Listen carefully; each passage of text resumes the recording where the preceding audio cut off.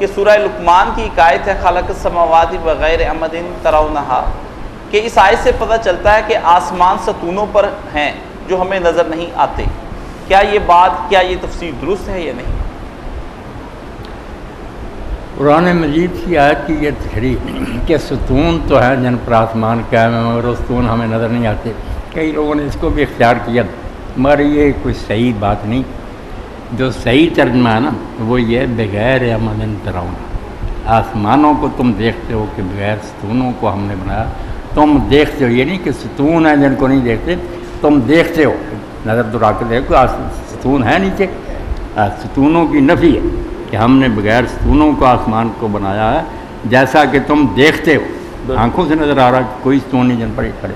یہ ترجمہ ہے نا کہ ستونوں پر قائم کیا وہ ستون جو تمہیں نظر نہیں آیا، یہ نہیں تھی،